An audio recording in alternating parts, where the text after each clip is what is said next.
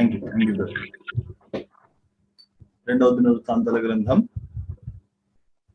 Second Chronicles రెండవ దినవృత్తాంతాల గ్రంథం ఒక వచనం చదువుకుంటామా లేకపోతే ఒక భాగాన్ని చదువుకుంటాం? చూడండి, రెండవ దినవృత్తాంతాలు 4వ అధ్యాయం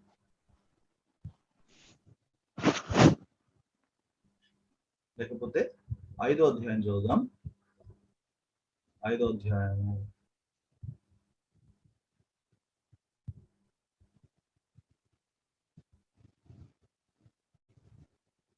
నేను 3వ వచనం లేకపోతే 3వ వచనం నుంచి చదువుతున్నాను. చూడండి, 5వ అధ్యాయం రెండవ దినవృత్తాంతాలు 3వ వచనం, 3rd verse. 7వ నెలను పండుగ జరుగు కాలమున ఇశ్రాయేలీయులు అందరూ రాజును వద్దకు వచ్చిరి. ఇశ్రాయేలీయుల పెద్దలందరూ వచ్చిన తర్వాత లేవీయులు మందసమును ఎత్తుకొనిరి. రాజైన సొలొమోనును ఇశ్రాయేలీయుల సమాజకులందరూ సమకూడి లెక్కింపసక్యము కాని గొర్రెలను పశువులను బలిగా అర్పించిరి. లేవీయులను యాజకులను మందసమును సమాజపు గుడారమునందు ప్రతిష్ఠితములకు ఉపకరణములన్నింటిని తీసుకొని వచ్చిరి. మరియు యాజకులు యెహోవా నిబంధన మందసమును తీసుకొని గర్భాలయముకు అతి పరిశుద్ధ స్థలమందు కెరూబుల రెక్కల క్రింద దాన్ని ఉంచిరి. మందసముండు స్థలమునకు మీదుగా కెరూబులు తమ 2 రెక్కలను చాచుకొని మందసమును దాని దండెలను కమ్మెను. వాటి కొనలు గర్భాలయము ఎదుట కనబడినంత పొడవుగా దండెలుంచబడిను గాని అవి బయటికి కనబడలేదు. నేటి వరకు అవి అచ్చటనే ఉన్నవి. ఈ 10వ వచనం కూడా చదువుతున్నాను. ఇశ్రాయేలీయులు ఐగుప్తులో నుండి బయలువెళ్ళిన తర్వాత యెహోవా హోరేబునందు వారితో నిబంధన చేసినప్పుడు మోషే ఆ మందసమందు ఉంచిన 2 రాతి పలకలు తప్ప దాని అందు మరేమీ లేదు. చాలండి, కొంచెము కింద ఆఖరి వచనం చదువుతామా? 13, 14. వారితో కూడా బూరలు ఊదు యాజకులు 120 మంది నిలిచిరి. బూరలు ఊదు వారును పాఠకులను ఏకస్వరముతో యెహోవాకు కృతజ్ఞతాస్తుతులు చెల్లించు గానము చేయగా యాజకులు పరిశుద్ధ స్థలములో నుండి బయలువెళ్ళి ఆ బూరలతోనూ తాళములతోనూ వాద్యములతోనూ కలిసి స్వరమెత్తి యెహోవా దయాళుడు, ఆయన కృప నిరంతరం ఉండని స్తోత్రం చేసిరి. అప్పుడు ఒక మేఘము యెహోవా మందిరము నిండా నిండెను. యెహోవా తేజస్సుతో దేవుని మందిరము నిండుకొనగా సేవ చేయుటకు యాజకులు ఆ మేఘమున్న చోట నిలవలేకపోయిరి. చాలా పెద్ద వచన భాగమైనా కూడా దేవుడు మనము చదివిన వాక్య భాగం ద్వారా మనతో మాట్లాడును గాక. చిన్న ప్రార్థన చేసుకుంటామా? ప్రభు సాయం కోసం చిన్న ప్రార్థన చేస్తాం. ప్రేమగల తండ్రి, యేసు ప్రభు నామంలో మరొకసారి ఈ యొక్క రాత్రికాల సమయం మీ పరిశుద్ధ సన్నిధికి వస్తున్నాం. ప్రభువా, మీరు ఎంతైనా నమ్మదగిన వాడు తండ్రి. నీ అందు ఏ చంచలత్వమైన గమనాగమనముల వల్ల కలుగు ఏ ఛాయ కూడా లేదు. ఇలాంటి గొప్ప దేవుడు ఉన్నప్పటికీ కూడా ప్రభువా, మేము చంచలులమై తండ్రి, మా మనస్సు చెదిరిపోయే మనస్సు కలిగి తండ్రి, చంచలత్వము కలిగిన మా జీవితాల్లో అచంచలుడు అయిన నీవు పనిచేస్తున్నందుకు వందనాలు చెల్లిస్తున్నాను ప్రభువా. మరి మమ్మల్ని కూడా తండ్రి మీ అందు ఏ చంచలత్వము లేని వారిగా మమ్మల్ని చేయాలన్న ఆలోచన బట్టి స్తోత్రాలు ప్రభువా. మమ్మల్ని కూడా స్థిరపరచాలన్న ఆలోచన బట్టి వందనాలు. అలాగూ స్థిరపరచుటకు, మమ్మల్ని పరిశుద్ధులుగా, నిర్దోషులుగా, నీతిమంతులుగా తీర్చుటకు, మీ సన్నిధిలో నిర్దోషులుగా నిలవబెట్టుటకు, శక్తి గలవారిగా చేయుటకు తండ్రి, ఆత్మ సంబంధమైన మందిరంగా దినదినం కట్టుచున్నందుకు స్తోత్రాలు చెల్లిస్తున్నాం. ప్రతిదినము మీ మందిరంగా కట్టబడడానికి మాకు ఇస్తున్న ప్రతి కృపను బట్టి స్తోత్రాలు. ఎన్నోసార్లు తండ్రి మేము ఈడవబడినప్పటికీ మా దురాశలను బట్టి, మా పాపమును బట్టి తండ్రి, లోకాన్ని బట్టి, మా శరీరాన్ని బట్టి ఈడవబడినప్పటికీ కూడా ప్రభు మీరు కృపించి ఎన్నోసార్లు తండ్రి మరలా పరిశుద్ధపరుస్తూ మరలా మందిరము వైపు నడిపిస్తున్నందుకు స్తోత్రాలు. పరిశుద్ధమైన మందిరముగా మేము కూడా కట్టబడుటకు తండ్రి మాకు సహాయపడుతున్నందుకు. సొలొమోను మందిరంలో అనేకమైన విషయాలు ఇప్పటికి చూస్తూ వచ్చాం తండ్రి. అన్ని విషయాలు కూడా మా జీవితాల్లో తండ్రి పనిచేస్తుండగా తండ్రి మీ కృపను అనుగ్రహించండి. ప్రతిదీ కూడా మేము మందిరంగా కట్టబడడానికి అవసరమైన భాగముగా తండ్రి మేము నేర్చుకుంటుండగా మాకు సహాయపడండి. మీ ఆత్మను సంచకరువుగా దయచేయండి. మీ రక్త ప్రోక్షణ ఇవ్వండి. మా స్థలాల్లో మేము కూర్చొని వింటుండగా మీ పరిశుద్ధతను మాకు నేర్పించండి తండ్రి. మీ రక్తము మా స్థలాల్లో ప్రోక్షించి తండ్రి మమ్మల్ని అందరినీ పరిశుద్ధపరచండి. ముఖ్యంగా ఈ యొక్క computer, phone, internet related problems ఏమి, సిగ్నల్ రిలేటెడ్ ప్రాబ్లమ్స్ ఏమి రాకుండా కనికరించండి. మీరే తండ్రి మీ స్వాస్థ్యమైన వారికి మీరు మీ దయ చూపించమని ప్రార్థన చేస్తాం. మీ ప్రజల హృదయములో ఉన్న ఆశను తీర్చమని ప్రార్థన చేస్తాం తండ్రి. ఈ దినాన మీ మందిరం యొక్క సమృద్ధి చేత మమ్మల్ని తృప్తిపరచమని ప్రార్థన చేస్తాం తండ్రి. మీ పరిశుద్ధతను చూచుటకు యేసుక్రీస్తు ప్రభుని ఆయన్ను చూచి ఆయన మహింపరచుటకు మాకు నేర్పించమని, ఈ దినాన్ని దీవించి పెట్టమని, మనిషిని మరుగు చేయండి, యేసు ప్రభుని బయలుపరచమని యేసు ప్రభు నామంలో స్తుతించి ప్రార్థిస్తున్నాము తండ్రి. దినాన మనము 7 విషయాలు ధ్యానించడానికి పూనుకున్నాం. నిజానికి సొలొమోను మందిరాన్ని గురించిన 7 విషయాలు మనము ధ్యానిస్తూ ఇప్పుడు ఆఖరి భాగంలోకి వచ్చాము. ఆఖరి భాగం ఏంటంటే నిబంధన మందసం, the ark of the covenant, నిబంధన మందసం. మనము చూసింది ఒకసారి మీకు పీపీటీ చూపిస్తాను, మనం ఏమి చూసామో అర్థమవుతుంది. మనము చూసిన విషయాలు, మనము అర్థం చేసుకున్న విషయాలు, దేవుని వాక్యం నేర్చుకున్న విషయాలు చాలా ఉన్నాయి. మన స్క్రీన్ షేరింగ్ కి హోస్ట్ ఇస్తారన్నా. అయితే దేవుని వాక్యంలో మనం నేర్చుకున్న చాలా విషయాల్లో ప్రాముఖ్యంగా మనము బలిపీఠం దగ్గర నుంచి మొన్న ధూప వేదిక దాకా చూసాం. అన్న నేను స్క్రీన్ షేర్ చేయలేకపోతా ఉన్నాను. ఐ థింక్ కోహోస్ట్ చేస్తే బెటర్ ఏమో. సో మనము మొన్న ధూప వేదిక దాకా చూస్తూ వచ్చాం. ధూపం వేయాలి, మనం ధూపం వేయవలసిన వారికి ఉన్నాం, మనం యాజకులము అని చూస్తూ వచ్చాం. యాజకులు ధూపం వేయుటకు అవసరమైన వారు. యాజకులు ధూపం ఎలాగ వేయాలి, ఏం ధూపం వేయాలి అని చూస్తూ వచ్చాం. ఈ కనీసం 3 ధూపాలు మనం చూసాం. పోయిన వారము ఎవరికైనా గుర్తుందా ఏమేమి ధూపము? సింపుల్ గా తీసుకొచ్చాను కదా, అంత కష్టం కూడా కాదు. ఎవరైనా చెప్పగలరా ఏం ధూపం వేయాలో? 3 ధూపము. ప్రార్థనా ధూపము, మంచిది. నా ప్రార్థన ధూపం వల్లే నీకు ఉండుగా అని కీర్తనకారుడు అంటాడు. రెండో ధూపం గుర్తుందండి? రెండో ధూపం పరిచర్య అనే ధూపం. 3 పాలు చూసాం, 3 పాలు చూస్తా వచ్చాం. మొదటి ధూపము ప్రార్థన అనే ధూపం, రెండో ధూపం పరిచర్య అనే ధూపం, మూడో ధూపం పరిమళ ధూపం. ఈ 3 ధూపాలు మనం చూసాం. అన్నా ఇంకా స్క్రీన్ షేర్ చేయడానికి నాకు పర్మిషన్ లేదు. ఎవరైనా హోస్ట్ ఎవరున్నారు, కోహోస్ట్ ని చేస్తాడన్నా?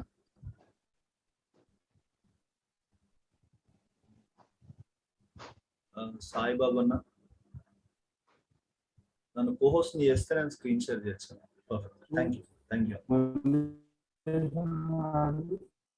థ్యాంక్స్ అన్న, థ్యాంక్స్. వచ్చిందన్న. మనము ఈ 3 ధూపాలు చూస్తూ వచ్చాం. ఆరంభించింది యెహోవా మందిరములో ఉన్న మహిమతో ఆరంభించబడి మనము ఈ 7 విషయాలు ధ్యానిస్తూ ధూప వేదిక దగ్గర దాకా వచ్చాం. ధూప వేదికను చూసాం. ధూప వేదికలో మనకు కనిపిస్తున్నట్లుగా మందిరము మధ్య భాగం లేకపోతే ఆఖరి భాగంలో ఉన్న ఈ ధూప వేదిక, దీనిలో ధూపం వేయాలి. ఏం ధూపం వేయాలి? ప్రార్థన అనే ధూపం వేయాలి, పరిచర్య అనే ధూపం వేయాలి, పరిమళ ధూపం. మన జీవితమే పరిమళ ధూపంగా ప్రభుకు ఉండాలని మనం చూస్తూ వచ్చాం. ఈ 3 ధూపములు మనం వేయవలసిన వారం ఉన్నాం. ఈ ధూపము అయిపోయిన తర్వాత ఇప్పుడు 3 ఉన్నాయి. ఏది? పరిశుద్ధ స్థలంలో 3 ఉన్నాయి. ఏంటవి? దీపము 7 దీపపు ప్రకాండములు చూసాం. తర్వాత బల్ల ఉంది. మూడోదిగా ధూప వేదిక ఉంది. ధూప పీఠము అన్నారు, ధూప వేదిక అన్నారు. ఇది ఉంది. ఈ 3 అయిపోయాక మనం తలుపు తెరుచుకొని ఒక్కసారి ఆ ఎదురుగున్న తలుపు ఉందా మీకు కనిపిస్తుంది కదా, ఆ ఎదురుగున్న తలుపు తెరుచుకొని మనం వెళ్ళలేం. అతి పరిశుద్ధ స్థలం అది. ఆ తలుపు తెరుచుకొని ఎవరు వెళ్ళగలరంటే ప్రధాన యాజకులు మాత్రమే వెళ్ళగలరు. ఆ దినాల్లో ప్రధాన యాజకులు మాత్రమే వెళ్ళగలరు. ఆ ప్రధాన యాజకులు మాత్రమే వెళ్ళగలిగే ఆ స్థలానికి, ఏ స్థలానికి? అతి పరిశుద్ధ స్థలానికి. ఇప్పుడు యేసుప్రభు మనందరికీ ధారాళమైన ప్రవేశం ఇచ్చారు, అవునా కదా? యేసుప్రభు ఏం చేశారు? సొలొమోను మందిరంలో అంటే బంగారపు ఈ ద్వారములు ఉన్నాయి, కానీ జెరుబ్బాబెలు కట్టిన మందిరంలో తెర ఉన్నది. చూడండి, గమనించండి. ఈ మందిరం ఉందా? ఈ మందిరం మీకు ఎదురుగా కనిపిస్తున్న ద్వారం ఉందా? సొలొమోను మందిరంలో బంగారపు ద్వారం ఉంది, కానీ జెరుబ్బాబెలు కట్టిన మందిరంలో ఏముంది తెలుసా? తెర ఉంది. మందిరము అతి పరిశుద్ధ స్థలానికి పరిశుద్ధ స్థలానికి మధ్యలో తెర ఉంటుంది. ఈ తెర ఏమైంది తెలుసా? ఈ తెర ఏమైందంటే యేసు ప్రభు చనిపోగానే తెర పై నుండి కిందకి చినిగెను అని రాయబడి ఉంది. తెర ఏమైంది? పై నుండి కిందకి చినిగెను. మాట గమనించండి, కింద నుండి పైకి చినిగెను అని లేదు బైబిల్లో. It is not there that from down to up it has torn away. No, కింద నుంచి పైకి చింపడం సులభం. చూడండి, చింపమంటే ఏం చేస్తాం? ఇప్పుడు తెర పైనుంచి అంత లావైన దట్టమైన తెర, అది చాలా లావైన తెర, దాన్ని మనం బైబిల్లో చదవగలం. ఇంత లావైన తెర, ఈ తెర జెరుబ్బాబెలు మందిరంలో యేసు ప్రభు సమయంలో ఉన్న మందిరం. అది మనము వచ్చే స్టడీస్ లో చూద్దాం. దేవుని చిత్తం అయితే ఈ మందిరం వైపు కానీ ఆ మందిరాన్ని చూసి మనం ముగించేద్దాం, సరేనా? ఆ మందిరాన్ని చూసి ముగిద్దాం. అయితే ఈ మందిరం సొలొమోను మందిరములో మనకి ద్వారం కనిపిస్తుంది, కానీ జెరుబ్బాబెలు మందిరంలో తెర కనిపిస్తుంది. ఈ తెర చాలా దట్టమైన తెర. ఇంత దిట్టమైన చాలా మంచి తెర కింద నుండి పైకి చిన్నగనం లేదు బైబిల్లో. నేను వచనం చూపించట్లేదు, మీకు తెలుసు. యేసు సిలువ వేయబడగానే భూమి కనిపించను, ఆకాశము నలుపాయను, తర్వాత మందిరంలో తెర పైనుండి కిందకు చినిగెను. పైనుండి చూడండి, ఆలోచించండి. తెర అంత పైనుంచి కిందకుంది, పైనుంచి కిందకుంది. కింద నుంచి ఒక మనిషి చింపగలడు సులభంగా, లాగితే చినుగుతుంది. కానీ పైనుంచి కిందకి చిన్నగదు అంత సులభంగా. That is not so easy. పైనుండి కిందకి చినగడం చాలా కష్టం. దేవుడు ఏం చూపించాలనుకున్నాడంటే, ఇది మనుష్యుని పని కాదు. ఈ తెర చింపడం అనేది ఇది మనుష్యుని పని కాదు, ఇది దేవుని పని. పైనుండి కిందకి చినిగెను, ఇది దేవుని పనిది. ఏది? తెర చినిగింది. ఎందుకు చినిగింది? మనందరికీ ధారాళమైన ప్రవేశం యేసు ప్రభు ద్వారా లోపల అతి పరిశుద్ధ స్థలంలోకి మనకు వచ్చింది. ఇప్పుడు మనం లోపలికి ధారాళంగా వెళ్ళొచ్చు. ధైర్యమైన యేసుక్రీస్తు ప్రభు రక్తము ద్వారా మనకు ధైర్యమైన ప్రవేశం కలదు అని మాట్లాడతాడు హెబ్రీయులకు రాసిన పత్రికలో పౌలు. కాబట్టి మనకు ఆ ధైర్యమైన ప్రవేశము తెర చినగడం ద్వారా వచ్చింది. అయితే ఇక్కడ మీరు అందుకే గమనించాలి, ఏదంటే ఇక్కడ సొలొమోను మందిరంలో ద్వారాలు ఉన్నాయి, కానీ తర్వాత యేసు ప్రభు ప్రవేశించిన ఆ మందిరంలో మాత్రం తెరలు ఉన్నాయి. అయితే మనం ముందుకెళ్తే ఈ తెర తెరుచుకున్నాం, ఇప్పుడు లోపలికి వెళ్ళాం, లేకపోతే ఆ ద్వారం తెరిచి లోపలికి వెళ్ళాం. ఇప్పుడు ఏముంటుంది తెలుసా? దానిలో మందస్సం ఉంటుంది. దానిలో ఏముంటుంది? నిబంధన మందస్సం ఉంటుంది. ఇది తుమ్మకర్రతో చేయబడిన మందస్సము. ఇది పైన బంగారంతో పొదిగించి 2 కెరూబులు రెక్కలు చాపి, కనిపిస్తుంది కదా, 2 కెరూబులు రెక్కలు చాపి విప్పుకొనిన మందస్సం. ఇది దేవుని మందస్సం, ఇది నిబంధన మందస్సం. ఈ మందస్సము చాలా శ్రేష్టమైన మందస్సం. ఈ మందస్సానికి చాలా విశిష్టతలు ఉన్నాయి. ఈ దేవుని మందస్సానికి చాలా విశిష్టతలు ఉన్నాయి. ఈ రోజు మనము మందస్సం అంటే ఏంటి చూడము. మందస్సం అంటే ఏంటి అని దేవుని చిత్తం అయితే వచ్చే వారం చూద్దాం. మందస్సం మనకి ఏం చూపిస్తుంది, మందస్సంతో మనం ఏం నేర్చుకోబోతున్నాం అనేది వచ్చే వారం చూద్దాం. ఈ దినం ఏం చూద్దామంటే ఈ మందస్సం యొక్క చరిత్రను చూద్దాం. మందస్సం ప్రయాణం చేసిన చరిత్ర అదొక అద్భుతమైన చరిత్ర. మందస్సానికి ఒక చరిత్ర ఉంది. కనీసము మందస్సానికి 800 సంవత్సరాల చరిత్ర ఉంది. At least 800 years plus. 800 సంవత్సరాలు అంటే సామాన్యమైన విషయం కాదు. మోషే దగ్గర నుంచి దావీదు వరకు 400, దావీదు దగ్గర నుంచి మన ఇర్మియా వరకు 400, కనీసం 800-900 సంవత్సరాల చరిత్ర. What a great history this had. ఎలాంటి గొప్ప చరిత్ర కలిగిన ఈ మందస్సం చరిత్రని మనం చూడబోయే ముందు మనం కనీసము 3 విషయాలు మనం మందస్సం గురించి చూద్దాం. 3 విషయాలు మందస్సం గురించి చూద్దాం. మందస్సముకి దేవుడు కొన్ని పేర్లు ఇచ్చాడు. మందసానికి కొన్ని పేర్లు దేవుడు ఇస్తా వచ్చాడు. దానిలో ఒక పేరు ఏంటంటే సాక్ష్యపు మందసం. దాని పేరేంటి? సాక్ష్యపు మందసం. నిబంధన మందసం అని రాసేటప్పుడు దేవుడు ఏం రాశాడంటే దీని పేరు సాక్ష్యపు మందసం అని కూడా రాశాడు. ఆయన సాక్ష్యపు మందసము యొద్దకు వచ్చి అని మాట్లాడతాడు దేవుడు. కాబట్టి సాక్ష్యపు మందసం ఇది మొదటిది మనం చూస్తున్నాం. సాక్ష్యపు మందసం. రెండో మందసం ఏంటి తెలుసా? రెండో పేరు దీనికి ఇవ్వబడిన పేరు ఏంటంటే, దీనికి చాలా పేర్లు ఉన్నాయి. నిబంధన మందసానికి చాలా పేర్లు ఉన్నాయి. సర్వలోకనాథుని మందసం, దేవుని మందసం, ఈ ప్రభువు మందసం, యెహోవా నిబంధన మందసం, ఇంకా చాలా పేర్లు ఉన్నాయి. అయితే మనము 3 పేర్లు మాత్రం చూద్దాం. చాలా ప్రాముఖ్యమైన పేర్లు 3 పేర్లు చూద్దాం. చూడండి, మొదటిది సాక్ష్యపు మందసం. చూసాం కదా, రెండోది మీకు తెలుసు, వచనాలు తెలుసు, అందుకే నేను చెప్పట్లేదు. రెండోది చూద్దామా, చూడండి 132 కీర్తన. 132 కీర్తన, కీర్తనలు 132 వచనం చూద్దామా, 8th verse. నేను ఇక్కడ వచనం పెడుతూ ఉంటే మీరు చదవట్లేదేమో అని భయంగా ఉంది, అందుకే వచనం పెట్టట్లేదు ఈరోజు అన్ని బైబుల్ తీసి చదువుదాం సరేనా. మీ బైబుల్ మీరు తీయండి, నా బైబుల్ నేను తీస్తాను, చదువుదాం. ఎందుకంటే ఇక్కడ వచనం పెడితే మళ్ళీ మీరు తీస్తున్నారు లేదో అని ఒక భయం. తీసి చదివితే అదొక ఆశీర్వాదం, దేవుని వాక్యం తీసి చదివితే అదొక ఆశీర్వాదం. ఎందుకంటే బక్సింగ్ గారు ఒకసారి హెబ్రోన్లో చెప్తుంటే విన్నాను, ఒక దైవజనుడు వాక్యం చెప్తున్నాడంట. వాక్యం చెప్తూ ఉంటే ఆయన యోహాను సువార్త 3:16 అన్నాడంట. దైవజనుడు వాక్యం చెప్తున్నాడు, కింద బక్సింగ్ గారు పక్కన కూర్చో ఉన్నారు. యోహాను సువార్త 3:16 అనగానే మనందరికీ తెలిసిన భాగమే అది, బక్సింగ్ గారికి కూడా బాగా తెలుసు. అయితే బక్సింగ్ గారు మెల్లిగా బైబుల్ తీస్తున్నాడంట. యోహాను సువార్త 3:16 బైబుల్ తీసి బైబిల్లో ఉన్న వచనాన్ని చదువుతున్నాడంట. ఆయన ఆ దేవుని వాక్యానికి అంత గౌరవం ఇచ్చారు.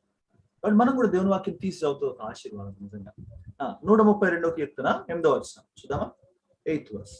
యెహోవా లెమ్ము, నీ బల సూచకమైన మందసముతో కూడా రమ్ము. అది సాక్షాత్ మందసమే కాదు, బల సూచకమైన మందసం. It is not only the ark of testimony but also the ark of power. శక్తి బలముతో కూడిన మందసం ఇది ఎంత బలమైన మందసం తెలుసా. ఈ మందసం ముందుకొచ్చి రాగానే అద్భుతమైన కార్యాలు జరిగాయి. చూద్దాం అది ఏం జరిగాయి చూద్దాం. మూడోది అదేం మందసం అంటే పరిశుద్ధమైన మందసం. చూద్దాం చూడండి, 2 దినవృత్తాంతాలు 2 Chronicles 35. 2 దినవృత్తాంతాల గ్రంథం 35వ అధ్యాయం 3వ వచనం. 2 దినవృత్తాంతాల గ్రంథం 35:3 ఆ మధ్యలో ఉంటుంది చూడండి. పరిశుద్ధమైన మందసమును మీరిక మీ భుజముల మీద మోయక. చాలు, ఇది పరిశుద్ధమైన మందసం. మొదటిది సాక్షాత్ మందసం, రెండోది బల సూచకమైన మందసం, మూడోది పరిశుద్ధమైన. ఈ మందసము చాలా అవసరమైన, చాలా ప్రాముఖ్యమైన మందసం. ఈ మందసాన్ని గురించి తెలుసుకుందాం మనం. ఈ మందసము దేవుని సన్నిధిని చూపిస్తా ఉంది. ఈ మందసము దేవుని వాక్యాన్ని చూపిస్తా ఉంది. చాలా విషయాలు చూపిస్తా ఉంది. అది మనం దేవుని చిత్తం అయితే వచ్చే వారం చూద్దాం. అయితే ఈ మందసము యొక్క చరిత్రను చూద్దాం. మందసము వెళ్ళిన చరిత్రని మనం నేను మీకు సులభంగా ఉండడానికి చాలా పాయింట్స్ ఉన్నాయి. చరిత్ర అంటే చాలా విషయాలు చెప్పొచ్చు నేను. అయితే అన్ని విషయాల్ని సమకూర్చి 7 విషయాలు చేశాను. 7 things, ఓన్లీ 7. ఈ నిబంధన మందసము 7 దగ్గర ఉన్నది, లేకపోతే 7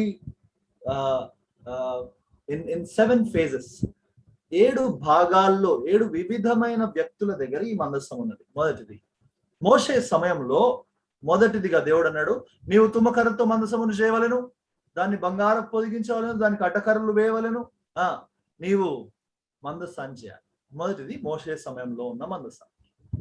మోషే సమయం దాటిన తర్వాత మోషే చనిపోయాడు, వెళ్ళిపోయాడు, కానీ మందసం అక్కడే ఉంది. ఎక్కడుంది? యెహోషువ సమయంలో ఉన్న మందసం. రెండోది యెహోషువ సమయం. యెహోషువ సమయంలో అద్భుతాలు జరిగాయి, చూద్దాం అది. యెహోషువ సమయంలో మోషే చెప్పిన మందసాన్ని, మోషే ఆ సమయంలో చేసిన మందసాన్ని యెహోషువ ఎంత అద్భుతంగా యెహోషువకి దేవుడు జయమిచ్చాడో చూద్దాం. మూడోది సమూయేలు సమయంలో ఉన్న మందసం. యెహోషువ అయిపోయింది, కాలం గడిచింది, ముందుకెళ్ళింది. షిలోహు మందిరంలో, షిలోహు ఏలీ ఎదుట సమూయేలు ఉన్నాడు. సమూయేలు పక్కన ఇక్కడ గర్భాలయంలో మందసం ఉన్నది. మందసం ఉన్న స్థలంలో సమూయేలు పడుకుంటాడు. చూస్తాం సమూయేలు మందసం. తర్వాత 4 దావీదు కాలంలో ఉన్న మందసం. దావీదు కాలంలో మందసం ఉంది. దావీదు కాలంలో ఏం జరిగింది, ఈ మందసంతో ఏమైనా జరిగిందా చూద్దాం. 5వది ఒబెదెదోము. దావీదు కాలంలోనే ఈయన గురించి చాలా ప్రాముఖ్యమైన విషయం ఉంది. ఒబెదెదోము దగ్గర ఉన్న మందసం. ఈ ఒబెదెదోము గురించి కూడా చూద్దాం. 6వదిగా సొలొమోను మందిరంలో ఉన్న మందసం. మనం 6వది ఇప్పుడు చూస్తున్నామా, సొలొమోను మందిరంలో. దావీదు తర్వాత ఒబెదెదోము తర్వాత సొలొమోను మందిరం. ఆఖరిగా పరలోకంలో ఉన్న మందసం. పరలోకంలో మందసం. మొదటిగా ఆరంభిద్దామా, మోషే సమయంలో ఉన్న మందసం. మోషే సమయంలో మందసం ఉంది. 7 విషయాలు చూద్దాం. ఈరోజు 7 విషయాలు చూసి మనం ముగించేద్దాం. ఎక్కువ సమయం తీసుకోవడం, ఈ సమయానికి నేను ముగించేస్తాను, కానీ త్వరగా చూద్దాం, అర్థం చేసుకుందాం. ఈరోజు కొంచెం ఆల్ హిస్టరీ, ఆల్ బిబ్లికల్, సంపూర్తిగా బైబిల్ పరంగా చూద్దాం మనం. కొంచెం ఆత్మీయంగా కూడా నేర్చుకుందాం. ఈ మందసము వెళ్ళిన తీరు, మందసము ప్రయాణం చేసిన చరిత్ర మనకి చాలా అవసరం. మన జీవితాల్లో ఆత్మీయ విషయాలు మనం చాలా నేర్చుకోవచ్చు. అందులో ఒకటి మోషే సమయంలో చూడండి, సంఖ్యాకాండము 7వ అధ్యాయం. మీరు ఎప్పుడైనా హెబ్రోన్, హైదరాబాద్ లో ఉన్న హెబ్రోన్కి వస్తే, హెబ్రోన్ లో, హెర్మోన్ కాదు, హెబ్రోన్ లో బ్రదర్స్ క్వార్టర్స్ బ్యాక్ సైడ్ ఉంటుంది. బ్రదర్స్ క్వార్టర్స్ ఉండే ఆ స్థలములో ఒకవైపు గోడ వైపు బాప్టిజం ట్యాంక్ ఇటు ఉంటుంది, గోడ వైపు పెద్ద వచనం రాసుంటుంది. అదేం వచనం తెలుసా? నాకు చాలా ఇష్టమైన వచనం. నేను అక్కడ చూసి దేవుడు నాతో ఎన్నోసార్లు ఆ వచనం ద్వారా మాట్లాడాడు. ఏం వచనం అంటే 7వ అధ్యాయము సంఖ్యాకాండం 90వ వచనం. 90వ వచనం. మోషే ఇంగ్లీష్ లో 89 అని ఉంటుంది, తెలుగులో 90వ వచనం. English 89th verse, Telugu 90th verse. మోషే సంఖ్యాకాండం 7:90. మోషే యెహోవాతో మాట్లాడుటకు ప్రత్యక్షపు గుడారంలోకి వెళ్ళినప్పుడు సాక్ష్యపు మందసము మీదనున్న కరుణాపీఠము మీద నుండి, అనగా 2 కెరూబుల నడుమ నుండి తనతో మాట్లాడిన యెహోవా స్వరము అతడు వినెను.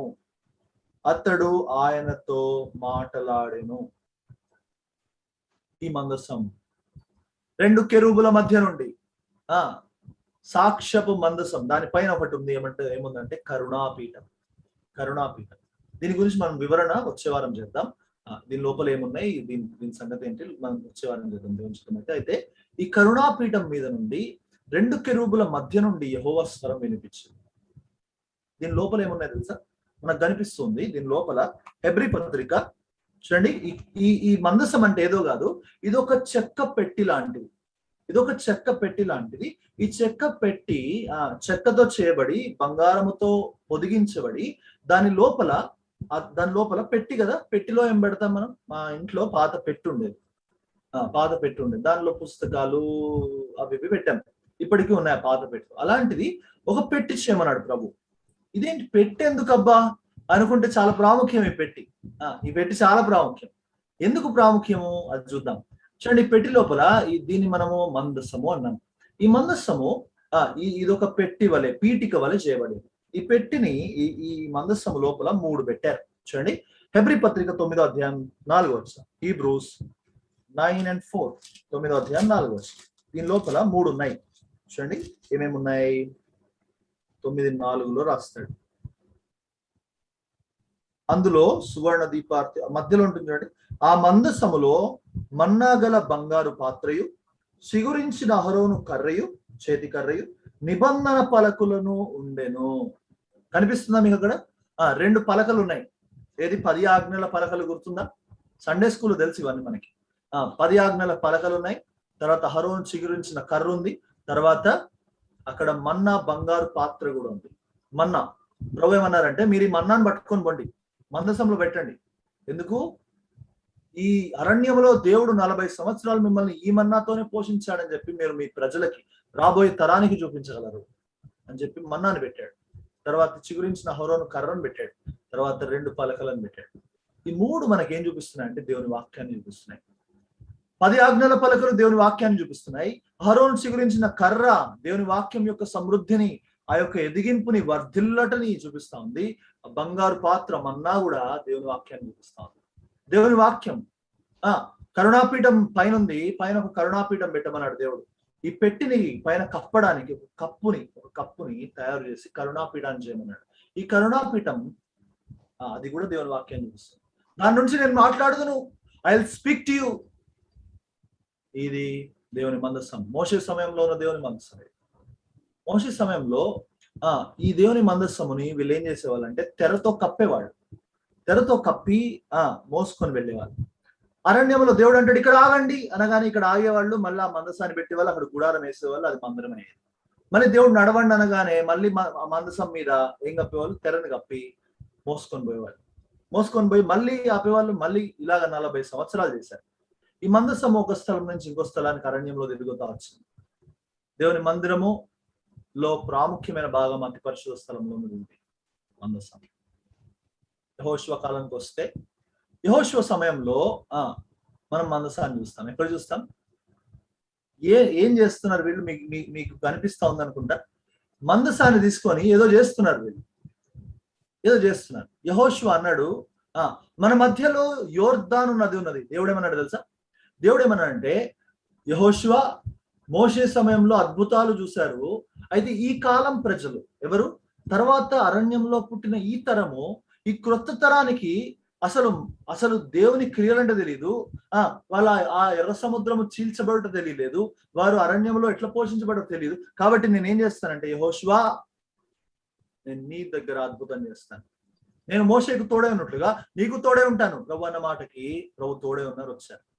ఇప్పుడు ఏం చేశారంటే చాలా మందికి ఎర్ర సముద్రం విభజన అయింది తెలుసు, సండే స్కూల్ పిల్లలకు కూడా తెలుసు. మోషే వచ్చాడు, కర్ర ఎత్తాడు, ఇది రెండు ఏది సముద్రం విభజించబడింది. అయితే ఇక్కడ ఇంకోటి జరిగింది యెహోషువ సమయం. చూడండి, యెహోషువ గ్రంథం 3వ అధ్యాయం. యెహోషువ గ్రంథము 3వ అధ్యాయం. ప్రభు ఏమన్నాడంటే, యెహోషువ మీ ఎదుట యోర్దాను ఉన్నది. చూడండి,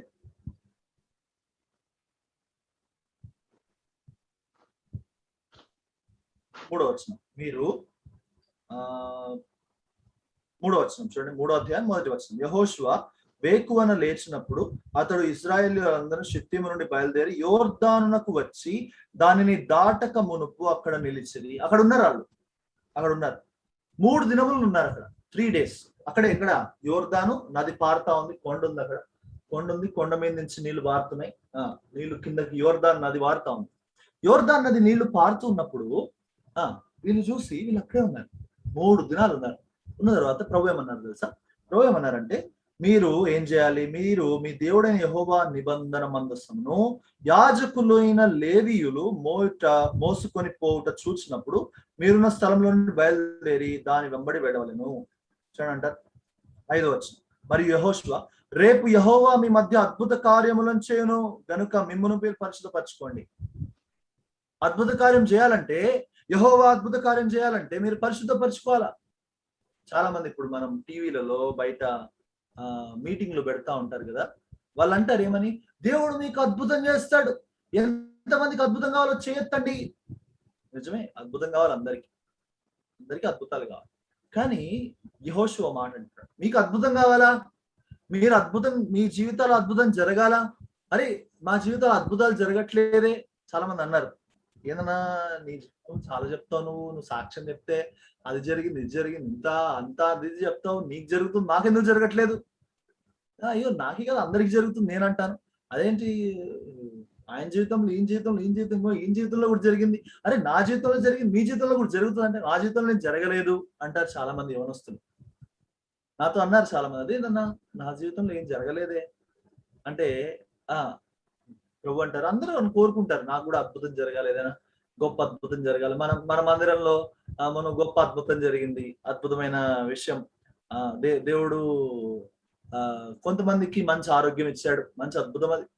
కొంతమంది అనుకోకుండానే, అసలు అనుకోలేదు, కావాలనుకున్నారు కానీ అవుతుందా అవ్వదో అనుకున్నారు, కానీ దేవుడు వాళ్ళకి కుమారుడు అనుగ్రహించాడు, అద్భుతం. కొంతమంది అనుకోలేదు, దేవుడు వాళ్ళ కుమార్తెలు కూడా అనుగ్రహించాడు, మంచి అద్భుతం అది. కుమారుడు కుమార్తె తేడా లేదు కానీ, అయితే దేవుడు వాళ్ళు కోరుకున్న వారి కోరికను సిద్ధింపజేశాడు, అద్భుతం. దేవుడు అద్భుతాలు చేశాడు కొంతమంది జీవితాలు, మన జీవితాలు జరిగించాడు. అయితే నిజమే, అయితే అద్భుతం ఎప్పుడు జరుగుతుంది తెలుసా?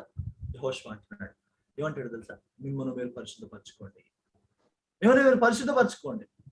పరిశుద్ధపరచుకొని ఇప్పుడు యాజకులు, చూడండి 8వ వచనం. మీరు 3వ అధ్యాయం యెహోషువ గ్రంథం 3:8. మీరు యోర్దాను నీళ్ల దగ్గరికి వచ్చి యోర్దానులో నిలువుడి అని నిబంధన మందసము మోయు యాజకులకు ఆజ్ఞాపించుము. చూడండి, వాళ్ళు నిలిచారు, అక్కడ నిలిచారు.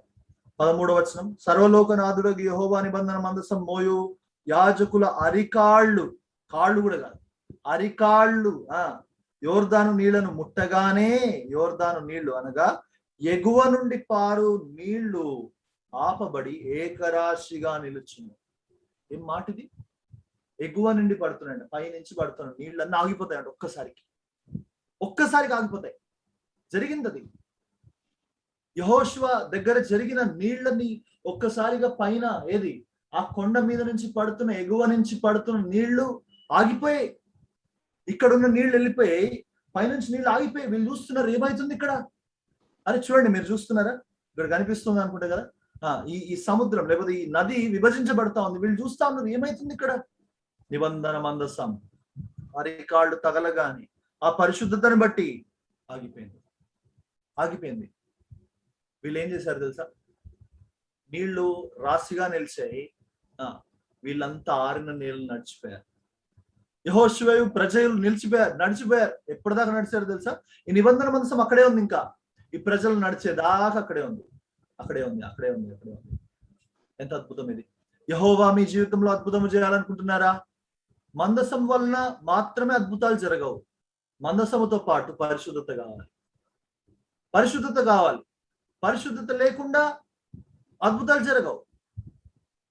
నువ్వు దేవునికి నమ్మకంగా ఉన్నావా, పరిశుద్ధంగా ఉన్నావా, అప్పుడు నిబంధన మందసం అద్భుతాలు చేయగలదు. అది యెహోషువ కాలంలో జరిగిన అద్భుతం. యెహోషువ కాలంలో ఇంకో అద్భుతం కూడా జరిగింది. ఇంకో అద్భుతం 6వ అధ్యాయంలో మనం ఆ అద్భుతం చూస్తాం. ఏం అద్భుతం అది? ఎరికో గోడలు పడద్రోయబడ్డాయి. అది తెలుసు మనకి, చిన్నప్పటి స్టోరీ తెలుసు. 13 సార్లు తిరిగారు వాళ్ళు. 7 సార్లు లేకపోతే 6 సార్లు మొదట తిరిగారు. 1 సారి, 2 సార్లు, 3 సార్లు, 4 సార్లు, 5 సార్లు, 6 సార్లు తిరిగి ఇప్పుడు 13 సార్లు. 7వ మారు అంటే 6 రోజులు 13 సార్లు కదా, క్షమించండి, 7 రోజులు 13 సార్లు. 7 రోజులు 13 సార్లు తిరిగారు. తిరిగిన తర్వాత తిరగగానే వీళ్ళకి ఒక్కసారిగా ఎరికో గోడలు ఏమి చేయలేదు. 6వ అధ్యాయం యెహోషువ గ్రంథం. ఆ కాలమున ఇశ్రాయేలుల భయము చేత ఎవడును వెలుపలికి పోకుండాను లోపలికి రాకుండాను ఎరికో పట్టణపు ద్వారము గట్టిగా వేయబడెను. చూడండి 8వ వచనం.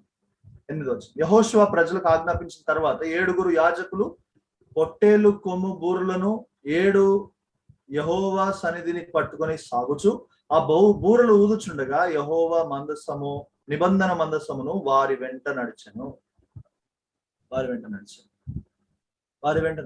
చూడండి, యెహోవా నిబంధన మందసం చేసిన అద్భుతం ఇది. ఈ గోడల చుట్టూ తిరగగానే ఒక్కసారిగా ప్రాకారం కూలింది. నిబంధన మందసం చేయగల అద్భుతం ఏంటి తెలుసా? దేవుని సన్నిధి చేయగల అద్భుతం ఏంటి తెలుసా? మనం చూస్తున్నాం నిబంధన మందసం అంటే ఏదో దేవుని సన్నిధియే. దేవుని సన్నిధి చేయగల అద్భుతం ఏంటంటే నీ జీవితంలో గట్టిగా, స్థిరంగా, బలంగా ఉన్న ఎరికో గోడలు కూడా పడద్రోయగలవు. ఎంత బలంగా ఉన్నాయో అవి, అయ్యో దీనివల్ల ఇది నా పడద్రోయడం నా వల్ల కాదే. నా ఎదుట శత్రువులు ఉన్నారు, ఆ శత్రువుల్ని పడద్రోయడం నా వల్ల కాదే. నా ఎదుట సాతానున్నాడు, వాడు ఎరికో గోడ వలె ఉన్నాడు. నా ఎదుట అప్పులు ఉన్నాయి, అయ్యో ఇవి ఎరికో గోడల వలె ఉన్నాయి. నా ఎదుట ఇన్ని సమస్యలు ఉన్నాయి, అయ్యో నా కుమార్తె పెళ్లి కాలేదు, నా కొడుకుల పెళ్లి కాలేదు, నాకు పెళ్లి కాలేదు, నాకు ఉద్యోగం రా. ఎన్ని సమస్యలు, ఎన్ని ఎరికో గోడలో పడద్రోయేసేది ఎలాగా? నిబంధన మందసం దగ్గర రావాల్సిందే. అయ్యో ఇన్ని సమస్యలా, ఇన్ని ఎరికో గోడలా, ఇది పడద్రోయాలంటే నిబంధన మందసమే దిక్కు. ఈ మందసము మన జీవితాల్లో ఉండాలి. మన జీవితంలో దేవుని సన్నిధి అనే నిబంధన మందసం ఉన్నదా? ఎరికో గోడలు కూడా పడద్రోయగల నిబంధన మందసం ఇది. 3వది చూస్తామా? సమూయేలు సమయం. మొదటిది మోషే సమయంలో చూసాం, రెండోది యెహోషువ సమయంలో చూసాం. యెహోషువ సమయంలో 2 అద్భుతాలు చూసాం, ఎరికో అద్భుతం, యోర్దాన్ అద్భుతం. 3వది సమూయేలు మొదటి గ్రంథం 3వ అధ్యాయంలో ఈ వచనాలు చూస్తాం. 3వ అధ్యాయంలో చూడండి, 3వ అధ్యాయంలో బాలుడైన సమూయేలు ఏలి ఎదుట యెహోవాకు పరిచర్య చేయుచుండెను. ఆ దినములు యెహోవాకు ప్రత్యక్షమవుట అరుదు, ప్రత్యక్షము తరచుగా తటస్థించటలేదు. అప్పుడు 3వ వచనం, దీపము ఆరిపోక మునుపు సమూయేలు దేవుని మందసమున్న యెహోవా మందిరంలో పండుకుంటాడు. సమూయేలు సమయంలో ఇప్పుడు యెహోషువ సమయం నుంచి దాటి ఎక్కడికి వచ్చింది? సమూయేలు సమయానికి వచ్చింది. సమూయేలు సమయంలో ఏం జరిగింది? దేవుని మందసం ఉన్నది. యెహోవా మందిరంలో దేవుని మందసం ఉన్నది. దేవుని మందసం అంటే లెక్కలేదు అసలు వాళ్ళకి. కానీ దేవుని మందసములో ఉంటే దేవుని స్వరం రావాలి. మోషే దగ్గర అదే జరిగింది. మోషే దగ్గర యెహోవా మందసం కరుణాపీఠం మీద నుండి 2 కెరూబుల మధ్య నుండి యెహోవా స్వరం మోషే వినను. కాబట్టి ఆ స్థలంలో పడుకోగానే సమూయేలు అని దేవుడు పిలిచాడు. God's voice appeared to the kid Samuel. సమూయేలుకి దేవుని స్వరం వినబడింది. సమూయేలుని పిలవగానే చిత్తమున ప్రభువా అని లేచాడు. సరే, మనకు తెలిసిన కథే. అయితే దేవుని మందసం అక్కడ ఉంది. ఇప్పుడు వీళ్ళు ఏం చేశారంటే పరిశుద్ధపరచుకోలేదు. వాళ్ళకి పరిశుద్ధత లేదు. ఆ సమయంలో ఏం జరిగింది? సమూయేలు బాలుడుగా ఎదుగుతున్నాడు. ఫిలిష్తీయులతో యుద్ధం వచ్చింది. ఫిలిష్తీయులతో యుద్ధం రాగానే వీళ్ళు ఏం చేశారు? పరిశుద్ధత లేదేం లేదు. వీళ్ళు ఏమనుకున్నారు తెలుసా? అరే, యెహోషువ సమయంలో వీళ్ళు యెరికో గోడల చుట్టూ తిరిగితే విజయం వచ్చింది కదా. ఇప్పుడు మనం ఏం చేద్దామంటే మందస్థాన్ని తీసుకెళ్లి యుద్ధానికి పోదాం. ఎంత బుద్ధిహీనత ఇల్లుది. మందస్థం ద్వారా జయం వచ్చింది నిజమే, కానీ మనం ఏం చూసాం? పరిశుద్ధత కలిగి ఉండి మందస్థం ద్వారా మనకి జయం వస్తుంది. యేసు ప్రభు మన జీవితంలో ఉండడం ద్వారా గొప్ప కార్యాలు జరుగుతాయి నిజమే, కానీ మనకి మరి గొప్ప కార్యాలు ఎప్పుడు జరుగుతాయి తెలుసా? మన జీవితంలో పరిశుద్ధత ఉంటే, మన జీవితంలో యేసు ప్రభుతో కలిసి పరిశుద్ధులుగా నడుస్తే అది ప్రాముఖ్యం. నేను యేసు ప్రభుని నమ్ముకున్నానండి, అయిపోయిందండి, అంతేనండి, అలా జరగడండి పనులు. యేసు ప్రభుని నమ్ముకుంటే మాత్రం పనులు జరగవు. మేము కూడా వెళ్తామండి, మేము కూడా దర్శన భాగాలు వేస్తాం, మేము చర్చికి వెళ్తాం. అవన్నీ అవ్వండి పనులు. ఎప్పుడు జరుగుతుంది? ప్రభుకి ప్రతిష్ఠించుకోవాలి మనం. మిమ్మల్ని మీరు ప్రతిష్ఠించుకోండి, మిమ్మల్ని మీరు శుద్ధిపరచుకునుడి. వితౌట్ హోలీనెస్ యేసు ప్రభు నమ్మడం ఎంత ప్రాముఖ్యమో, యేసు ప్రభుతో నడవడం అంతే ప్రాముఖ్యం. యేసు ప్రభు సన్నిధి కలిగి ఉండడం అంతే ప్రాముఖ్యం. యేసు ప్రభు పరిశుద్ధత మనం రోజు పొందుతూ ఉండి ముందుకు నడవడం అంతే ప్రాముఖ్యం. వీళ్ళు చేసిన తప్పు ఏంటంటే మందసాన్ని తీసుకెళ్ళారు. చూడండి, మొదటి సమూయేలు గ్రంథం, ఫస్ట్ శామ్యూయల్, మొదటి సమూయేలు మొదటి గ్రంథం చూద్దాం. చూడండి, మొదటి సమూయేలు 4వ అధ్యాయం.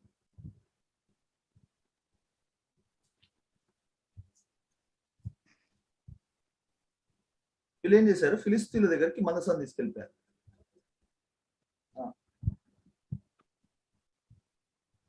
3వ వచనం, 4వ అధ్యాయం 3వ వచనం. కాబట్టి జనులు పాళెంలోనికి తిరిగి రాగా ఇశ్రాయేలు పెద్దలు, యెహోవా నేడు మనల్ని ఫిలిష్తీయుల ముందుర ఎందుకు ఓడించను? షిలోహులో ఉన్న యెహోవా మందసమును మనం తీసుకొని మన మధ్య ఉంచుకుందము రండి. అది మన మధ్య ఉండినడలా అది మన శత్రువుల చేతి నుండి మనల్ని రక్షించున్నది. అరే, యెహోవా మందసం మన మధ్య ఉంటే ఏం చేస్తుందంట? మనల్ని రక్షిస్తుంది. పిచ్చితనం కాకపోతే ఏంటిది? యెహోవా మందసము ద్వారా రక్షణ కాదు, యెహోవా మందసం యొక్క దేవుని ద్వారా రక్షణ. Not by the ark of the covenant, but by the God of the ark of the covenant. దేవుడిని మర్చిపోయారు, వస్తువుని పట్టుకున్నారు. అదే మన సమస్య. మన సమస్య ఏంటంటే అదే మన సమస్య. మనం దేవుడిని మర్చిపోతాం. ఏం పట్టుకుంటాం తెలుసా? మేము హెబ్రోన్ వారం అండి. ఎవరిని మర్చిపోయాం? దేవుడిని మర్చిపోతాం. మన సహవాసం గుర్తున్నంతగా మన దేవుని వాక్యం గుర్తుండదు. మన నాయకులు గుర్తున్నంతగా మన దేవుని వాక్యం గుర్తుండదు. We're not following the people, we're following the word of God. Bhagat Singh గారి గురించి ఎందుకు చెప్తామండి? ఆయన గొప్పవాడు, ఆయన మనం ఏదో పొగిడేసి అంత గొప్ప ఇంత గొప్ప అని చెప్పడం అది ప్రాముఖ్యం కాదు. మనమే మనిషిని హెచ్చించట్లేదు. భగత్ సింగ్ గారు ఆయనకి ఒక బుక్ రాశారు, ద ప్రాఫిట్ ఆఫ్ ఇండియా. ఆయన ఒక పుస్తకం రాసి ఆయన పంపిస్తే ఆయన అన్నాడు, ఈ పుస్తకాన్ని బ్యాన్ చేయండి. భారతదేశ ప్రవక్త అని భగత్ సింగ్ గారి పేరు రాసి పంపిస్తే అమెరికా నుంచి, అమెరికాలో గొప్ప దైవజనుడు ఈయన గురించి రాసి పంపించాడు. Bhagat Singh of India, the profit of God అని రాస్తే, ప్రాఫిట్ ఆఫ్ ఇండియా అని రాస్తే, ఇప్పటికీ మీకు ఇంటర్నెట్ లో దొరుకుతుంది, రాస్తే దీన్ని బ్యాన్ చేయండి. ఎందుకంటే దీనిలో, ఈ పుస్తకంలో దేవునికి మహిమ లేదు, భగత్ సింగ్ కి మహిమ ఉంది అన్నాడు ఆయన. భగత్ సింగ్ గారే అన్న మాటలు అవి. దేవునికి మహిమ లేదు, భగత్ సింగ్ కి మహిమ ఉంది. ఆయన సొంత మహిమని పక్కన పెట్టినవాడు, అంత గొప్ప దైవజనుడు ఆయన. మనం ఆయన ఎందుకు అంటామంటే ఆయనని మాదిరిగా తీసుకుంటాం. ఆయన దేవుని మహిమను గొప్ప చేశాడు. మనం ఏం చేస్తాము? ఇది భగత్ సింగ్ గారి సహవాసం అంటాం, కానీ ఇది యేసుక్రీస్తు ప్రభు సహవాసం. మనం ఎలాంటి జీవితంలోకి వస్తున్నామంటే we are putting people in midst rather putting word of God in the midst. మేము అలాంటి వారం, మేము వీరి వారం, మేము పౌలు వాడిని, అపోస్తులు, నేను కేఫా వాడిని అని అంటున్నాం, కానీ క్రీస్తు వాడిని అని ఒకడన్నాడు. సమస్యది. వీఆర్ పుట్టింగ్, మనం ఒక్కొక్క వస్తువులను తెచ్చుకుంటున్నాం. ఇప్పుడు వీళ్ళు ఏం చేశారు? యెహోవా మందసం కాపాడుతుంది కానీ యెహోవా కాపాడు. ఏం పిచ్చితనం ఇది? మందసం కాపాడు. ముందుకెళ్తే వీళ్ళు తీసుకెళ్లారు. సరే, మనం త్వరగా ముందుకెళ్తాం. 5వ అధ్యాయము, 4వ అధ్యాయము 22, 21లో ఆఖరి మాట, ఈ కాబోదు. మందసం పట్టబడింది, మందసం తీసుకెళ్ళిపోయారు, ఈ కాబోదు అంటుంది. అంటే యెహోవా యెహోవా సన్నిధి, యెహోవా మహిమ పోయింది. ఇంకా నో గాడ్స్ గ్లోరీ, యెహోవా మహిమ కొనిపోయాం. చూడండి మాట అంటారు, ప్రభావము పోయెను, ప్రభావం లేదు, ఇంకా ఇశ్రాయేల్లో ప్రభావం వెళ్ళిపోయింది, యెహోవా మహిమ లేదు, మహిమ వెళ్ళిపోయింది. మందసం, సమూయేలు సమయంలో ఉన్న మందసం వీళ్ళు తీసుకెళ్ళి, ఫిలిస్తీన్లు తీసుకెళ్ళి, మనకు తెలిసిందే, ముందుకెళ్తాం. ఫిలిస్తీన్లు తీసుకెళ్లి మందసాన్ని ఎక్కడ పెట్టారంటే దాగోను గుడిలో పెట్టారు. దాగోను గుడిలో 2 రోజులు మందసం ఉంది. 2 రోజులు. దాగోన్ అంటే ఇక్కడ ఉంది చూడండి, ఒక విగ్రహము, అది ఒక చేప ఆకారంలో ఉన్న విగ్రహం. అక్కడ నించోబెట్టిన విగ్రహం ఉంది, ఆ విగ్రహానికి ఎదురుగా మందసం ఉంది. కనిపిస్తుంది అనుకుంటా కదా, ఆ విగ్రహానికి ఎదురుగా మందసం ఉంది. అయితే 2 రోజుల తర్వాత విగ్రహము, ఆ రోజు మొదటి రోజు రాత్రి పెట్టారు, రాత్రి అంతా రాసి ఉంటుంది 5వ అధ్యాయంలో. దేవుని మందసం ఎత్తుకొని 5వ వచనం, ఫిలిష్తీయులు దేవుని మందసమును పట్టుకొని ఎబెనేజరు నుండి అష్టోదునకు తీసుకొచ్చి దాగోను గుడిలో, దాగోను ఎదుట దాగోను ఎదుటించారు. ఆ మొదటి రాత్రి ఏమైందంటే, ఆ దాగోను గుడిలో ఆ మందసం ముందు అది ఏది ఈ విగ్రహము కింద పడిపోయింది. 2వ రోజు కూడా అలాగే పడిపోయింది, దాని చేతులు కాళ్ళు విరిగిపోయాయి. సరే, దాని అర్థం చెప్తాను, ఒక చిన్న మాట చెప్తాను. 2 దినాలు ఒకే గుడిలో, ఒకే స్థలంలో ఏమున్నాయి తెలుసా? దేవుని మందసం ఉంది, దాగోను విగ్రహం ఉంది, అష్టోద్ లేకపోతే ఆ విగ్రహం ఉంది. ఒకే స్థలంలో దేవుని మందసము, ఒకే స్థలంలో విగ్రహము. మన జీవితాలు ఇలాగే ఉన్నాయి కదా. మన జీవితాలు దాగోను గుడి వల్ల ఉన్నాయా, సొలొమోను మందిరంలో ఉన్నాయా? సొలొమోను మందిరంలో యెహోవా మందసం ఒక్కటే ఉన్నది. అయితే దాగోను గుడిలో ఏముంది? యెహోవా మందసం ఉంది, ఏముంది? దాగోను విగ్రహం కూడా ఉంది. దాగోను 2 ఉన్నాయి, మిక్స్డ్. నాకు అది కావాలి, ఇది కావాలి. నేను చల్లగా ఉంటాను, వెచ్చగా కూడా ఉంటాను. నేను అలా ఉండను, ఇలా కూడా ఉండను. నాకు యెహోవా తోట కావాలి, నాకు సొదొమ గొమొర్రా కూడా కావాలి, ఐగుప్తుకు కావాలి. నాకు బల్ల కావాలి, నాకు డబ్బులు కూడా కావాలి. ఎవరు ఇస్కరియోతు యూదా ఏమంటాడు? నేను బల్ల పుచ్చుకుంటాను, ఇంకేమంటాను? నాకు డబ్బులు కూడా కావాలి, 30 వెండి నాణాలు కూడా కావాలి. రెండు ఒకే దగ్గర ఉంటాయి. చూడండి, 2 ఒకే దగ్గర ఉంటాయి. మన జీవితంలో 2 మిశ్రితంగా ఉన్నామా? లోకము కావాలి, దేవుడు కావాలి. ఆచారాలు కావాలి, యేసు ప్రభు కావాలి. నోటి మాట బూతులు కావాలి, మళ్ళీ మంచి మాటలు కావాలి, ప్రేమ కావాలి.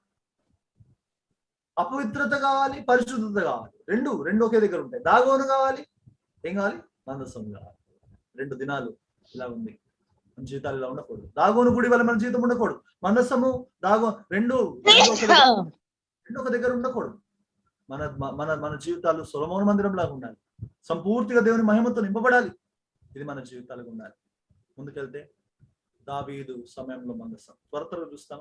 దావీదు ఏం చేస్తాడు తెలియకుండా, మొదటి దినవృత్తాంతాల గ్రంథం 13లో తెలిసిన మాటలే ముందుకు చెప్తాను.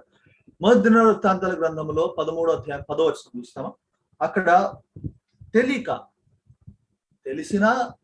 తెలియకనో మరి తెలిసో లేకపోతే ఏదో చేసి ఒక కొత్త బండి మీద మందసాన్ని ఎక్కించి తీసుకొస్తా ఉంటే, ఇప్పుడు ఆ మందసాన్ని కాలు జారినట్లుగా అనిపిస్తే ఉజ్జా పట్టుకుంటాడు. నీకెందుకయ్యా ఉజ్జా, నీ పని కాదు కదా. చూడండి, దావీదు చేసిన ఒక చిన్న తప్పు బట్టి అక్కడ పెద్ద మరణం జరిగింది. ఎంత భయంకరమైన మరణం అంటే, అదే మనము మొదటి దినవృత్తాంతాలు చూస్తాం. ఉజ్జా మరణము చే, మనం పాట కూడా పాడతాం కదా, ఉజ్జా మరణము చే దావీదు, పాడతాం కదా పాట. అలాగా ఇక్కడ మందసం తీసుకొస్తా ఉన్నప్పుడు ఉజ్జా మరణం జరిగింది. ఎంత భయంకరమైన మరణం. పాపం ఏ తప్పు చేయకుండా, నిజానికి తప్పు చేయకుండా అనుకుంటాం కానీ తప్పు చేశాడు. అనవసరం. నీ పని కానప్పుడు నువ్వు ఎందుకు చేయబెట్టావు? నీ పరిచర్య కానప్పుడు నువ్వు ఎందుకు చేయబెట్టావు? అది జారినట్లుగా అనిపించి నువ్వు అనుకోవచ్చు అది జారుతుందేమో, అరే వీళ్ళు పనికిరారు, వీళ్ళు పరిచర్యకి ఇంకా వీళ్ళు వెళ్ళిపోతున్నారు కదా, మనం ముందుకు వెళ్దాం అనుకోవచ్చు. నువ్వు వెళ్ళకలగా, అలా వెళ్ళకూడదు, అలా ముట్టుకోకూడదు, అలా పట్టుకోకూడదు. నీకే ప్రమాదం. జాగ్రత్త ఉజ్జా జాగ్రత్త. దేవుని కోపము దిగొచ్చి ఇప్పుడు దిగిరాగానే, ఇప్పుడు ఏమైపోయింది తెలుసా? దేవుని కోపం దిగిరాగానే దావీదు భయపడిపోయాడు. బాబోయ్, ఈ మందసం నాకొద్దు అని రోడ్డు మీద వదిలేశాడు. మందసాన్ని ఏం చేశాడు తెలుసా? రోడ్డు మీద వదిలేస్తే వద్దు, నాకు ఇది వద్దు, ఎవరైనా ఉన్నారా పెట్టుకుంటారా, నాకు ఈ మందసం వద్దయ్యా, ఇదేదో భయంకర మందసం ఉంది బాబోయ్, ఇదేదో దేవుడు మంచి ఆశీర్వదించిన మందసం అనుకున్నాను, ఇదేంటి ఇలా ఉంది, నన్ను మనుషులు చంపేస్తుందని చెప్పి ఏం చేశాడంటే పక్కనే ఒక ఆయన ఉన్నాడు. ఎవరైనా అంటే ఒబేదెదోము. ఆ ఒబేదెదోము ఇంటికి తీసుకెళ్లి ఒబేదెదోము ఇంటిలో పెట్టాడు. చూద్దాం, చూడండి, ఈ వర్షం చూసి మనం ముందుకెళ్దాం. 2వ సమూయేలు గ్రంథం 6వ అధ్యాయం. 2వ సమూయేలు 6వ అధ్యాయం 11వ వచనం నుంచి చూస్తామా? 11 నుంచి. యెహోవా మందసమును 3 నెలలు గిత్తీయుడగు ఒబేదెదోము ఇంటిలో ఉండగా యెహోవా ఒబేదెదోమును అతని ఇంటి వారిని ఆశీర్వదించను. దేవుని మందసం ఉండటం వలన యెహోవా ఒబేదెదోమును ఇంటి వారిని చూడండి, 3 నెలలు ఉన్నందుకు ఒబేదెదోము దేవుడు దీవించాడు. 3 నెలలు ఒబేదెదోము ఇంట్లో మందసం ఉన్నది. దావీదు నాకు వద్దయ్యా ఈ మందసం, నాకు వద్ది మందసం అని రోడ్డు మీద వదిలేసిన ఈ మందసాన్ని ఒబేదెదోము, అయ్యో నా దేవుని మందసం రోడ్డు మీద ఉందా, నేను ఇంట్లో పెట్టుకుంటా, I will take my God's ark of the covenant అని ఈయన తీసుకెళ్ళాడు. అరే మనిషి చనిపోయాడు తెలీదా? గొప్ప రాజే వదిలేసి వెళ్ళిపోయాడు తెలీదా? తెలిసి కూడా మందసాన్ని ఇంట్లో పెట్టుకున్నాడు. ధైర్యం ఉండాలి ఒబేదెదోముకి. 3 నెలలు పెట్టుకున్నందుకు ఆ ఇంట్లోనే ఉంది మందసం. వాళ్ళ పిల్లలు అక్కడక్కడే తిరుగుతున్నారు, భార్య భర్తలు అక్కడక్కడే తిరుగుతున్నారు, మందసాన్ని ఎంతో గౌరవిస్తున్నారు, మందసానికి ఎంతో they are respecting the ark of the covenant. వాళ్ళు ఇదేంటి మందసం అంటే ఏదో పూజ చేసేది, ఏదో విగ్రహం లాంటిది కాదు. ఈ దేవుని మహిమకి సూచనగా ఉంది, దేవుని సన్నిధికి సూచనగా ఉంది, దేవుని వాక్యానికి సూచనగా ఉంది. దాన్ని ఎంతో గౌరవంగా చూశారు. చూసినప్పుడు దేవుడు వాళ్ళని ఆశీర్వదించాడని చెప్పి దావీదుకు తెలిసి, బుద్ధి లేదా దావీదు, అయ్యో దేవుని మందసాన్ని ఇట్లా వదిలేసి వెళ్తావా, దేవుని మందసాన్ని అలా రోడ్డు మీద వదిలేసి వెళ్తావా, దేవుని మందసాన్ని ఒబేదెదో 3 నెలలు పెట్టుకున్నందుకు దేవుడు ఆశీర్వదించాడని విని మళ్ళా తెచ్చుకున్నాడు, పోయి తెచ్చుకున్నాడు. దేవుని మందసము 3 నెలలు ఒకని ఇంట్లో ఉన్నందుకే దేవుడు దీవిస్తే, యేసుక్రీస్తు ప్రభు అనే మందసము, యేసుక్రీస్తు ప్రభు అనే ఆ గొప్ప వ్యక్తి దేవుడే, దేవుని మందసం కాదు, ఇప్పుడు దేవుడే మన జీవితాల్లో, మన గృహాల్లో, మన కుటుంబాల్లో ఉన్నందుకు దేవుడు ఎంతగా దీవిస్తున్నాడు మనల్ని. ఒబేదెదో 3 నెలలు పెట్టుకున్నందుకే ఆశీర్వాదం పొందితే, మన జీవితాల్లో యేసు ప్రభు ఉన్నందుకు మనం ఎంత ఆశీర్వాదం పొందుతున్నాం. ఒబేదెదోము దగ్గర మందసం ఉన్నది. యేసు ప్రభుని వదిలేసి వెళ్ళకు. మందసాన్ని దావీదు వదిలేసినట్లుగా నాకు వద్దులే, ఇది ఏమైతుంది, అమ్మో ఇది మనకి ఏమంటారంటే, మేము సువార్తకు పోయినప్పుడు ఏమంటారు తెలుసా, మాకు పడలేదయ్యా, మాకు సరిపోలేదయ్యా, మేము యేసుప్రభుని నమ్ముకుని అన్ని కష్టాలే వచ్చాయ్యా, అందుకే వద్దులే అని వదిలేసావయ్యా, ఇప్పుడేం బాగున్నావా? లేదు కదా. యేసుప్రభుని నమ్ముకుంటే కష్టాలు కాదమ్మా, యేసుప్రభుని నమ్ముకుంటే కష్టాలు కాదు, కన్నీళ్లు కాదు. యేసు ప్రభు బైబిల్లో రాయబడింది ఏమనంటే, ఆయన ఒక క్షణ మాత్రము కోపించినను ఆయన ఆయన ఆయన ఆయన కనికరము దీర్ఘకాలం ఉండను. ఎంత మంచి మాట. దేవుడు మన ఎడల ఎంతో కనికరం చూపిస్తా ఉన్నాడు. సరే, 5వదిగా ఒబేదెదోము ఇంట్లో మందసం ఉన్నది. యేసు ప్రభుని లేకపోతే మందసాన్ని దావీదు వదిలేసినా కూడా ఒబేదెదోము దగ్గర పెట్టుకున్నాడు. నేను దీన్ని వదలను. మందసానికి దగ్గరగా ఉండే జీవితం నేర్పిస్తా ఉంది. దేవుని సన్నిధికి దగ్గరగా ఉండే జీవితము. 6వదిగా సొలొమోను మందిరంలో మందసం. అది మనం చూడబోతా ఉన్నాం దేవుని చిత్తమైతే వచ్చేవారు. అయితే సొలొమోను మందిరంలో మందసము 400 సంవత్సరాలు ఉంది. 20 మంది రాజులు పరిపాలిస్తున్నప్పుడల్లా యెరూషలేములో మందసం వస్తున్నారు, చూస్తున్నారు. శెబాదేశపు రాణి చూసింది, అబ్బా ఎంత అద్భుతమైన మందసం, అబ్బా ఎంత బాగుంది, చూసింది, బాగుంది. 400 సంవత్సరాల తర్వాత ఇర్మియా సమయంలో నెబుకద్నెజర్ వచ్చాడు. నెబుకద్నెజర్ ఏం చేశాడంటే, ఇప్పుడు ఆ మందిరాన్ని దోచుకుంటా ఉన్నాడు. మందిరంలో ఉన్న ఉపకరణాలను తీసుకెళ్లిపోయాడు. మందిరంలో ఉన్న ఇత్తడి స్తంభాలని పడగొట్టేశాడు. మందిరంలో ఉన్న ఇత్తడి గంగాళాన్ని పడగొట్టేశాడు. అన్నిటిని పడగొట్టి ఇప్పుడు మందసం ఏమైందో తెలియదు. చాలా మంది అంటారు మందసాన్ని తీసుకెళ్లారంటారు, కొంతమంది లేదు మందసం తీసుకెళ్లలేదు, మందసము కొంతమంది ఎక్కడో దాచారంటారు, మందసం అక్కడ ఉంది ఇక్కడ ఉంది అంటారు, మందసం యేసు ప్రభు శిలువ కింద ఉంది అంటారు, ఎవరెవరో ఏదేదో మాటలు అంటారు. మనం అన్ని పట్టించుకోవద్దు. మనం బైబిల్ ఏం చెప్తుందో పట్టించుకోవాలి. నేను అదే అన్నానా, దేవుని వాక్యంలో మనం ఏం నేర్చుకుంటున్నామంటే, మనుషులని కాదు మనం పట్టించుకునేది, దేవుని వాక్యాన్ని మనం పట్టించుకోవాలి. దేవుని వాక్యంలో ఏముంది? ఇర్మియా కాలంలో దేవుని మందసం ఏమైందో తెలియదు. అందుకే మనకి జెరుబ్బాబేలు మందిరంలో మందసం కనిపించదు. జెరుబ్బాబెల్ మందిరంలో మందసం లేదు. జెరుబ్బాబెల్ మందిరం కేవలము గుడారాలతో ఉంటుంది. ఆ మందిరంలోకి వాళ్ళు వస్తారు, ప్రార్థన చేసుకొని వెళ్తారు. మందసం లేదు. ఇప్పుడు ఆ మందసం ఎక్కడుంది? Where is that arc of the covenant? ఎక్కడుంది మందసం? చూద్దాం, చూడండి. ప్రకటన గ్రంథం 11వ అధ్యాయం 19వ వచనం. We have to think everything in a spiritual way. మనం ఆత్మీయ విషయాలను ఆలోచిస్తున్నాం. 11వ అధ్యాయం 19వ వచనం చూసి మనం ముగిస్తామా? చూడండి 19. మరియు పరలోకమందు దేవుని ఆలయము తెరవబడగా దేవుని నిబంధన మందసం ఆయన ఆలయములో కనబడెను. చూడండి, అప్పుడు మెరుపులను, ధ్వనులను, ఉరుములను, భూకంపములు, గొప్ప వడగళ్ళు. ఎక్కడ కనిపిస్తుంది ఇది? ఈ మందసం ఎక్కడ కనిపిస్తుంది? పరలోకంలో కనిపిస్తుంది. చూడండి, ఇక్కడ మనకు కనిపించని మందసం ఇప్పుడు చేతితో చేయబడిన మోషే మందసం 800 సంవత్సరాల అద్భుతమైన చరిత్ర కలిగిన ఈ మందసం, అనేకుల్ని ఆశీర్వదించి అనేక అద్భుత కార్యములు చేసిన ఈ మందసం ఎక్కడుంది? ఇప్పుడు ఎక్కడుందో తెలియదు అనుకోకూడదు. బైబిల్లో ఏముంది? ఆకాశం తెరవబడింది, పరలోకంలో నేను ఏం చూస్తున్నాను? మందసాన్ని చూస్తున్నాను. ఎక్కడ చూస్తున్నాను? దేవుని ఆలయంలో పరలోకం తెరవబడింది, అక్కడ ఒక ఆలయం ఉన్నది, ఆలయంలో మందసం ఉన్నది. I see the ark of the covenant in the temple which is present in heaven. I see the ark of the covenant in heaven. పరలోకంలో మనం ఆ మందసాన్ని చూడబోతున్నాం. ఆ మందసము మనకు పరలోకంలో కనిపిస్తాం. 7 ప్రదేశాల్లో మనం మందసాన్ని చూసాం.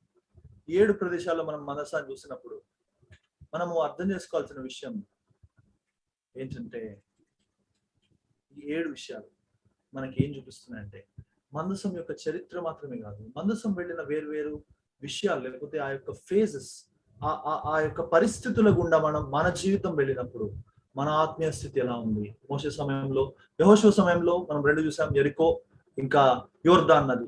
సమూయేలు సమయంలో చూసాం, ఫిలిష్తీయులు తీసుకెళ్ళిపోతారు దాగోను గుడి. తర్వాత దావీదు సమయంలో ఉజ్జా మరణం చూసాం, ఒబెదెదోము దగ్గర దేవుడు దీవించడం చూసాం. సొలొమోను మందిరంలో దేవుని సాక్ష్యపు మందసము లోపలుండి బంగారంతో ఆ పొదిగించబడిన మందసము పక్కన కెరూబులు మనం వచ్చే వారం దేవుని చూస్తాం. 7వదిగా మనం పరలోకంలో ఆ మందసాన్ని చూస్తాం. ఇక్కడ కనిపించని మందసం పరలోకం